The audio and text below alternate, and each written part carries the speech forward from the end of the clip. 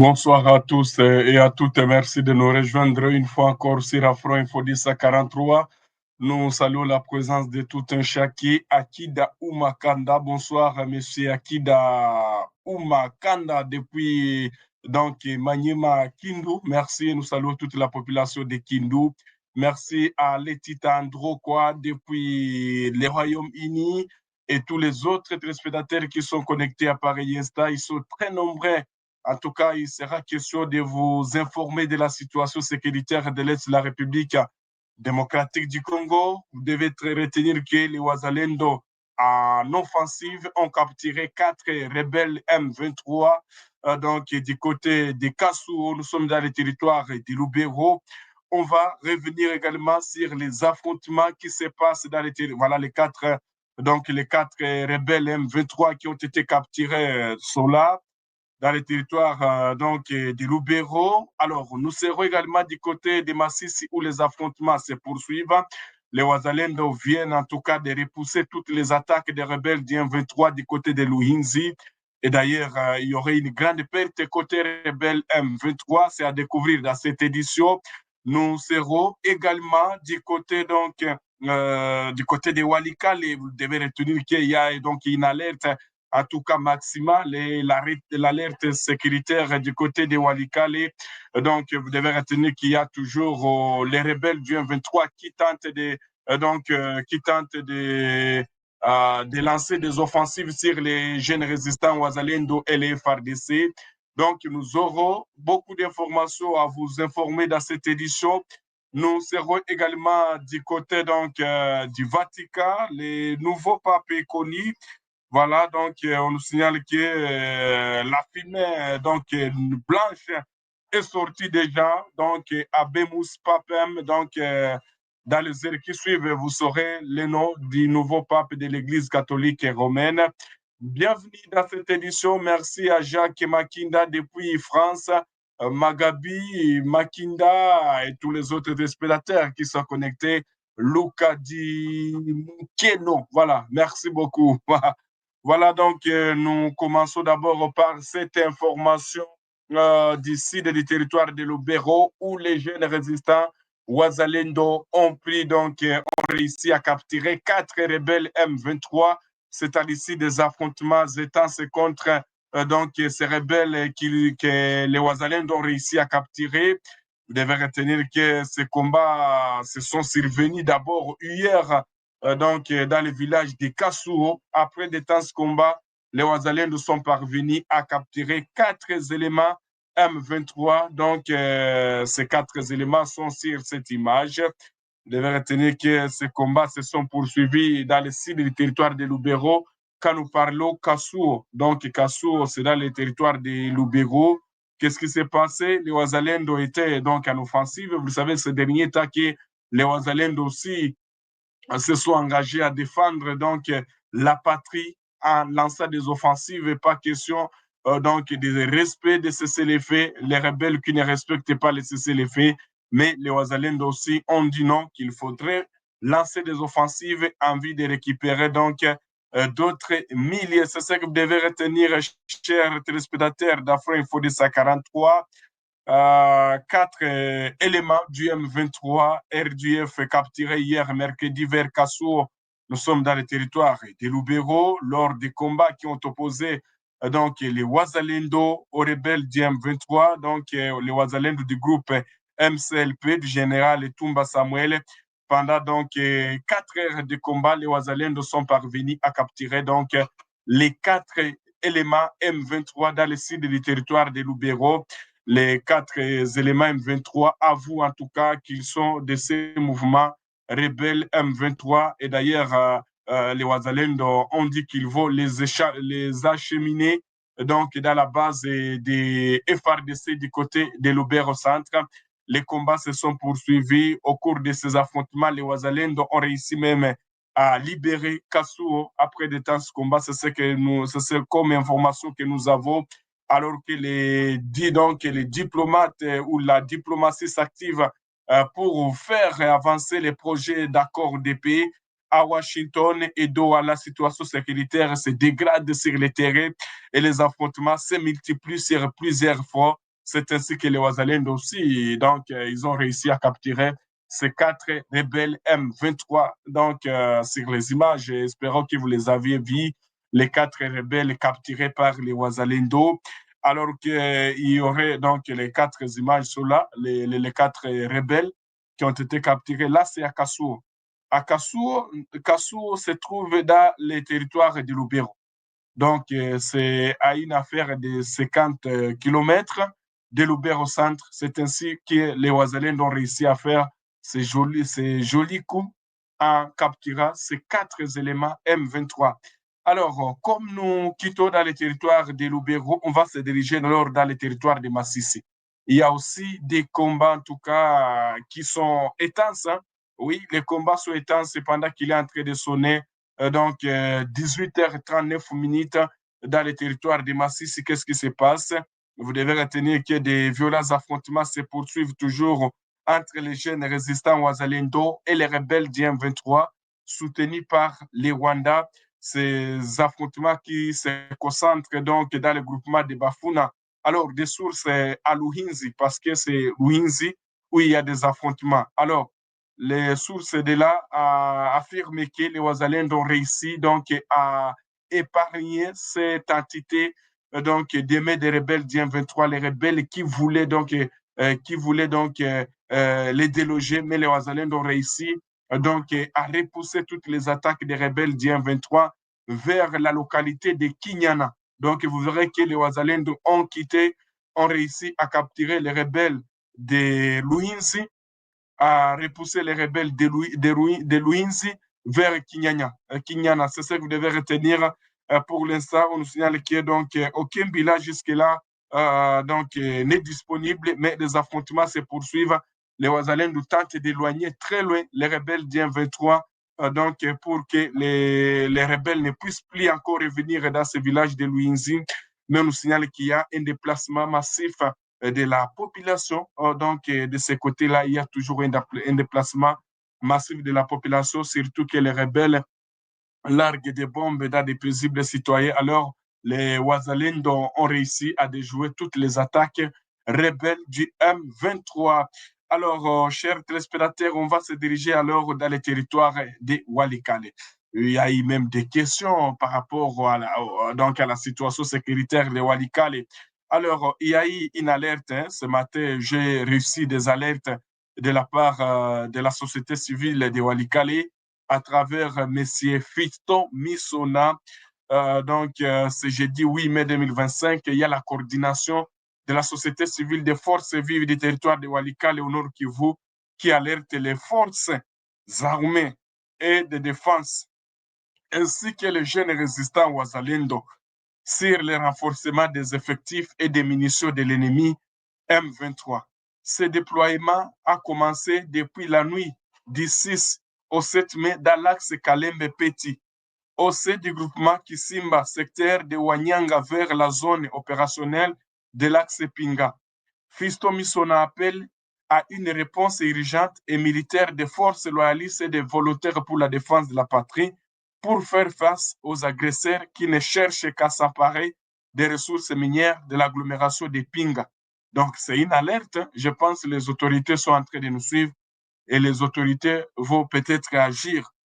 Pourtant, la population avait déjà commencé à retourner dans cette zone après une période d'insécurité. Quand les Ouazaliens et les FARDC ont réussi à récupérer ces zones, la population a commencé à retourner. Mais vu qu'il y a donc les renforcements en hommes et en munitions des rebelles du M23 du côté donc des Petits, également du côté de Cachebert, alors la société civile alerte les autorités de répondre urgemment.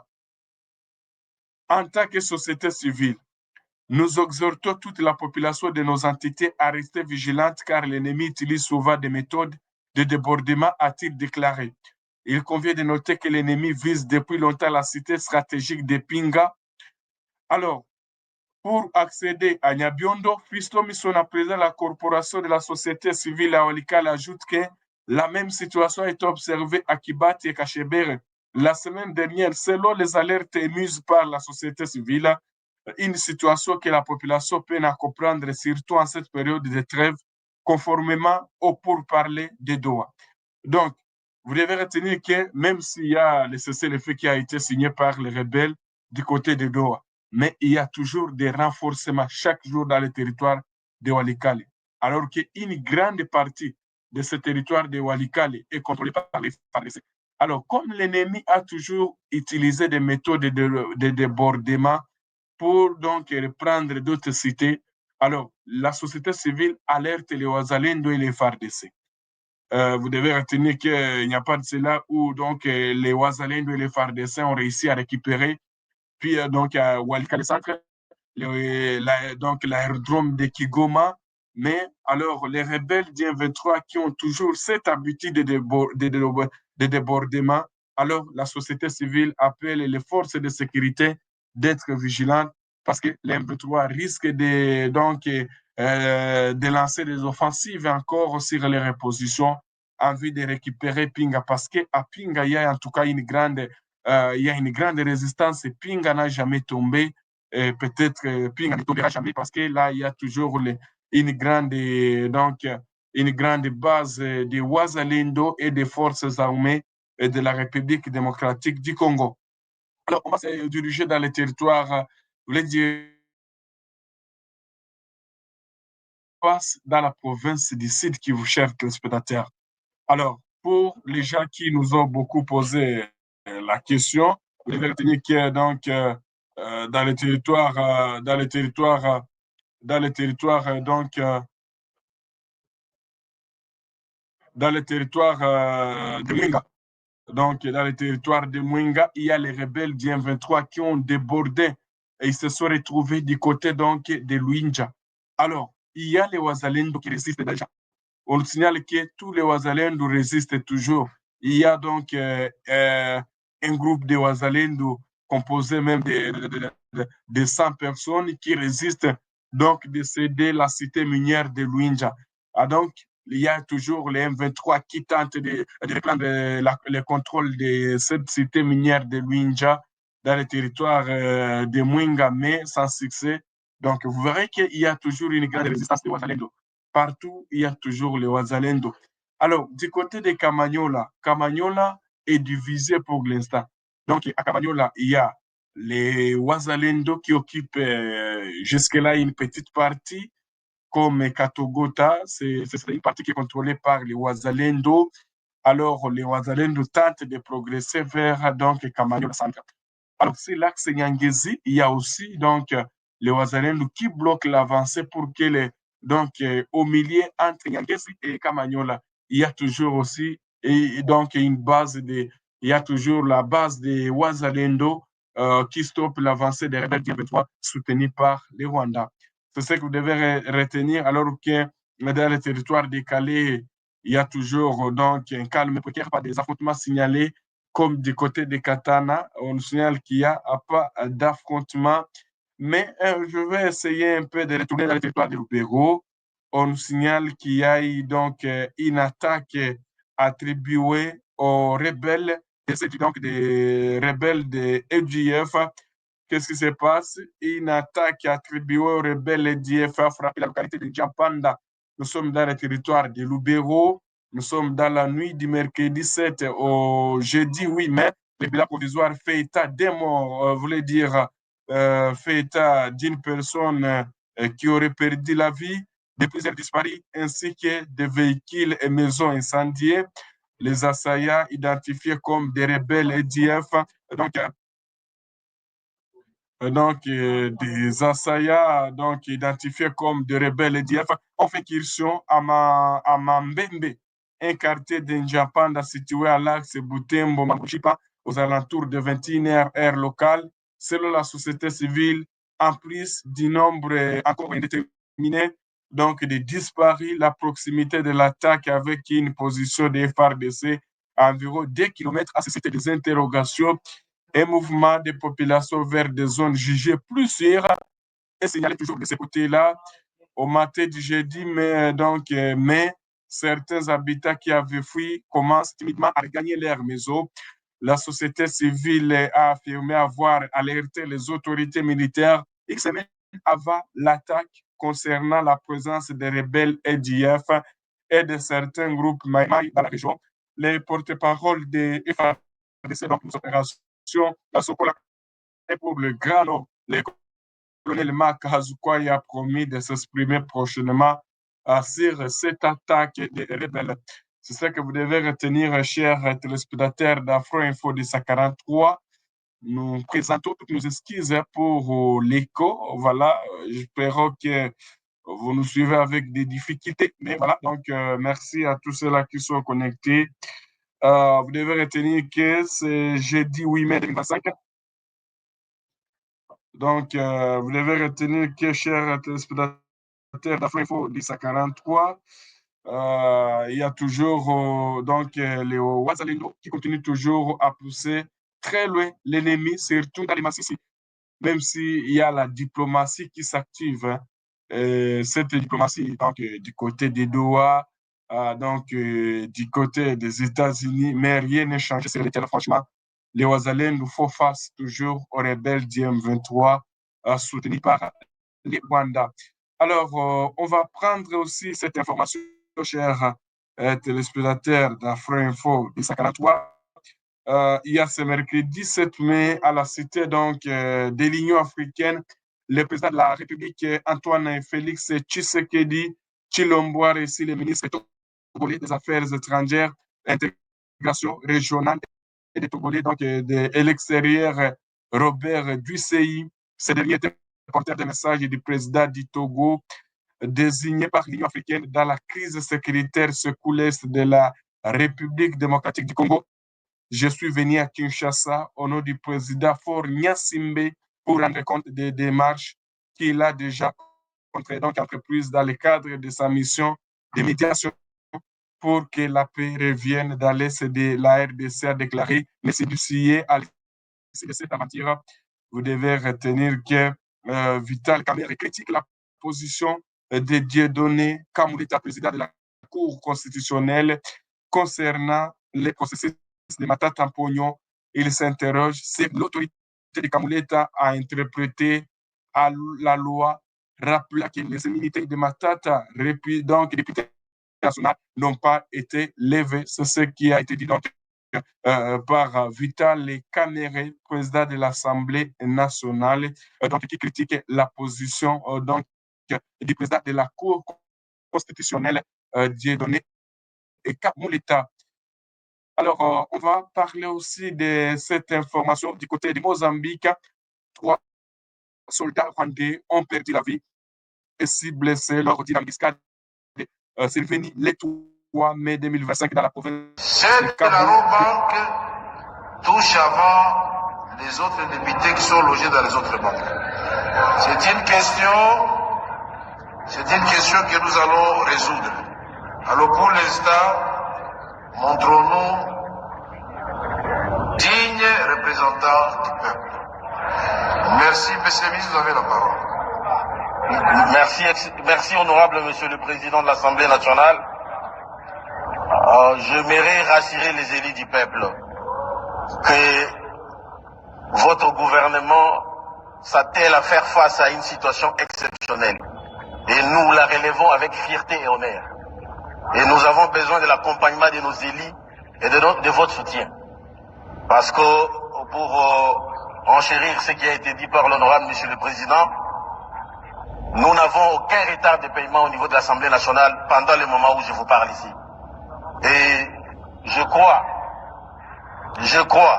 que nous méritons les encouragements de nos élus parce que la situation de la guerre dont nous faisons face et ce que nous faisons en termes de stabilité du cadre macroéconomique mérite à ce que nos élus nous encouragent, que nous puissions continuer dans cette direction.